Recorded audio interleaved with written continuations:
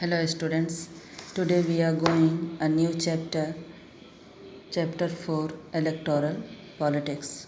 Students, what do we read in this chapter and how this chapter is important to us? So try to understand first that what is the main content of this chapter. Student, as we know that we live in a democratic country, but we don't know that how the democracy has formed and what make our country democratic, how the election is held in democracy. To know about all these things, we will read this chapter and understand that how the election is held in India. As we know, student, that in democracy it is neither possible nor necessary for people to govern directly. Students, हमें पता ही है कि एक democratic country में न तो ये संभव है और न आवश्यक है कि जो सरकार है वह डायरेक्ट जनता ही उसको गवर्न करे. The most common form of democracy in our time is for the people to govern through their representative. Rule तो जनता ही करती है, but not directly but indirectly. How? Because publics choose their representative for the government. And in this chapter we will look at how these representative are elected. चूँकि जनता representative चुनती है और वही रिप्रेजेंटेटिव जाकर सरकार बनाते हैं, तो इसमें हम पढ़ेंगे कि किस तरह से उन रिप्रेजेंटेटिव जो होते हैं उनका चुनाव किया जाता है. And we begin by understanding why elections are necessary and useful in a democracy. इसके साथ साथ हम लोग ये भी समझने का प्रयास करेंगे कि इलेक्शन क्यों ज़रूरी होता है और यह किस तरह उपयोगी होता है. We try to understand how electoral competition among parties serves the people. ये भी जानेंगे कि किस तरह से जो इलेक्टोरल पार्टीज़ होती हैं उनमें कंपटीशन करा करके लोगों की सेवाएं कराई जा सकती हैं. And then we go on to ask what makes an elections democratic. And finally we will understand that what the pattern can make the election democratic. Mean किस तरह से इलेक्शन हो जिसमें हर किसी की हिस्सेदारी हो और लगे कि वह इलेक्शन एक डेमोक्रेटिक वे में हुआ है. And the basic idea here is to distinguish democratic elections from non democratic elections. इसमें हम समझने का प्रयास करेंगे इस चैप्टर में कि किस तरह से एक डेमोक्रेटिक इलेक्शन नॉन डेमोक्रेटिक से अलग होता है.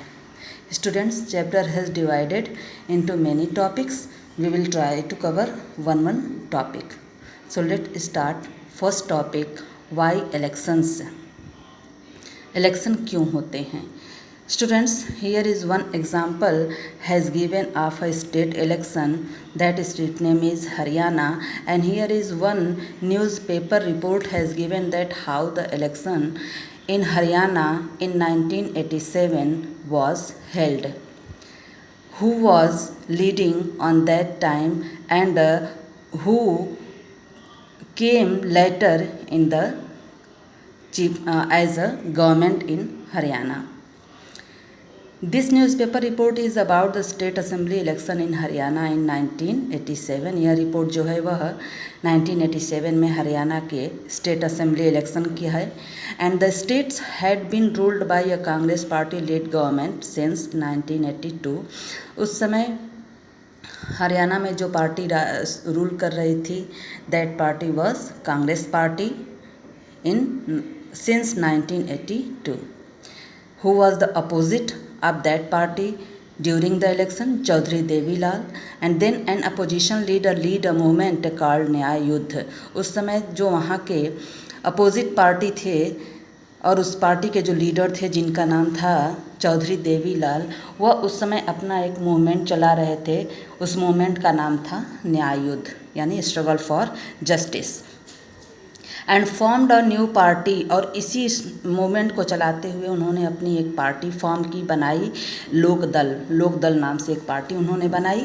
And his party joined other opposition parties to form a front against the Congress in the election. Why he made a party? So that during the election he can contest election for the assembly election.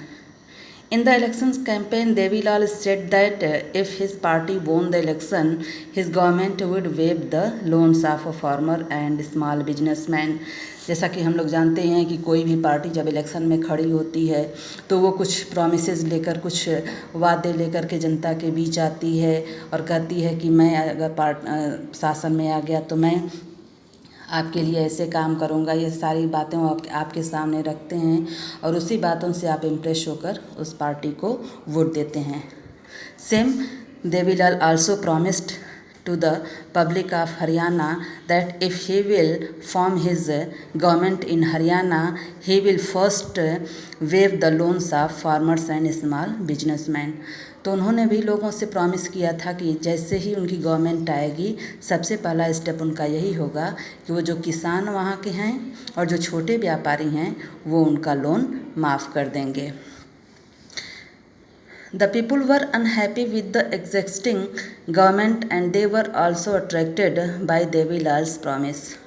Students, जो party rule कर रही होती है, obviously we know very well that every party who are in form of the government, they have their duration is 5 years, 5 साल का कार्यकाल होता है। इसमें पब्लिक देखती है, समझती है कि किस तरह से वह गवर्नमेंट काम कर रही है।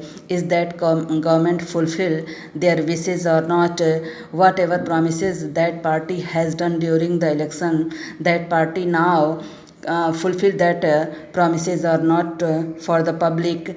देखते हैं हम लोग कि मीन्स वो पार्टी जो भी अपने वादे किए थे वो पूरा कर रही है कि नहीं, लोग उसके शासन से खुश हैं कि नहीं। तो उस समय जो हरियाणा में पार्टी रूल कर रही थी कांग्रेस की, उस समय लोग, पब्लिक जो थी हरियाणा की, वो भी बहुत ज़्यादा खुश नहीं थी उस पार्टी से, उसके काम से। And that is why public of Haryana wanted change in the government and they also attracted by Devilal's promise. और इसीलिए जो देवीलाल ने प्रॉमिस किया था ड्यूरिंग द इलेक्शन कैंपेन, उससे जनता वहाँ की बहुत ज़्यादा प्रभावित हुई।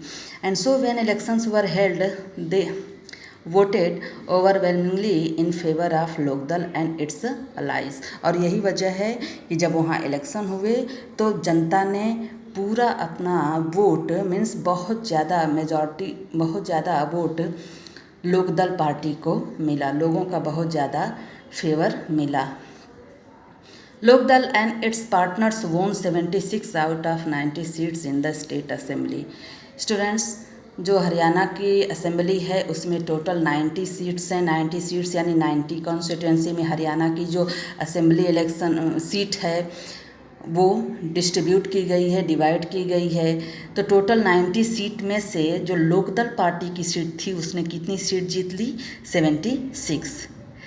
लोकदल अलोन वोन 60 सीट्स एंड दस had a clear majority in the assembly. अगर सिर्फ लोकदल पार्टी की बात की जाए तो उसने अपने दम पर 60 सीट्स, 90 में से 60 सीट उसने जीत लिया था। और जो उसकी सहयोगी पार्टियां थीं उन्होंने भी 7 सीट्स जीती थीं। And the Congress could win only 5 seats. और इस तरह से हम कह सकते हैं कि लोक दल को क्लियर मेजॉरिटी मिल गई थी असेंबली इलेक्शन में, उसको पूरा बहुमत मिल गया था सरकार बनाने का, और कांग्रेस मुश्किल से 5 सीट ही जीत पाई थी, यानी कांग्रेस बिल्कुल अल्पमत में चली गई थी। Once the election result were announced, the sitting chief minister resigned and the newly elected members of legislative assembly, जिनको हम MLAs कहते हैं, of Lok Dal choose Devilal as their leaders. तो जैसे ही नए चुनाव हुए, जो नई पार्टी गवर्नमेंट बनाने के लिए जब आई, तो जाहिर सी बात है कि जो पुरानी पार्टी रहती है, जो रूलिंग पार्टी रहती है, वो अपने पद से इस्तीफा दे देती है क्योंकि वह चुनाव में हार जाती है। और इस तरह से देवीलाल ने अपने MLA के साथ वहाँ पर अपनी सरकार बनाई।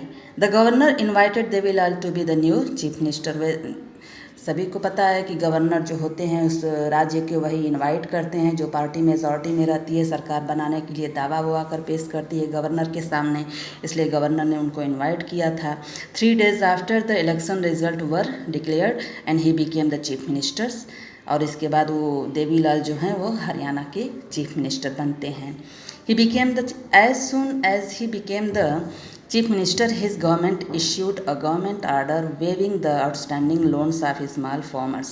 As he took his charge, जैसे उन्होंने अपना चार्ज लिया, जैसे वो मुख्यमंत्री बने, उन्होंने जो अपना सबसे पहले प्रॉमिस किया था कि वह किसानों का और स्मॉल बिजनेसमैन का लोन माफ़ कर देंगे, उसको उन्होंने तुरंत माफ़ कर दिया. But in next election after 5 years again the election held, and that ruling party was now neglected by the people. लेकिन फिर जब इलेक्शन होते हैं 1991 में, तो लोकदल पार्टी जो है वह चुनाव हार जाती है और फिर से सत्ता में कांग्रेस पार्टी की सरकार आ जाती है. तो इस तरह से हम कह सकते हैं स्टूडेंट्स की जो इलेक्शन होते हैं वह जो पब्लिक होती है, अगर उनके विशेष जो होते हैं, जो इच्छाएं होती हैं, जिनके बेसिस पर वो उस पार्टी को चुनाव जिताती है और सरकार बनाने का मौका देती है, अगर वह पार्टी उसके अपने किए हुए वादों को और जनता के जो परेशानियां होती हैं, जो उनके प्रॉब्लम्स होते हैं, अगर उनको वो सॉल्व नहीं करती है और उस पर वो स्टेप नहीं लेती है, तो फिर पब्लिक नेक्स्ट इलेक्शन में उस पार्टी को हराकर नई पार्टी को मौका देती है सरकार बनाने का. तो इस तरह से हम लोगों को समझ में आया कि एक डेमोक्रेटिक कंट्री में पब्लिक ही रूल करती है और वह अपने इच्छा अनुसार किसी भी पार्टी को चूज़ कर सकती है और सरकार बना सकती है, और जिसके वजह से पार्टियां भी हमेशा पब्लिक के दबाव में रहती हैं और अपना बेहतर करने की कोशिश करती हैं ताकि उसको फिर से गवर्नमेंट में आने का मौका मिले. So we understand that why elections is necessary. Election क्यों ज़रूरी होते हैं, and how its fulfil the wishes of the public. Students, in next video we will study about why do we need elections. हम next video में पढ़ेंगे कि election क्यों ज़रूरी होते हैं. Till then you will study whatever I taught in this video and try to find out some extra questions through that taught videos. Thank you students.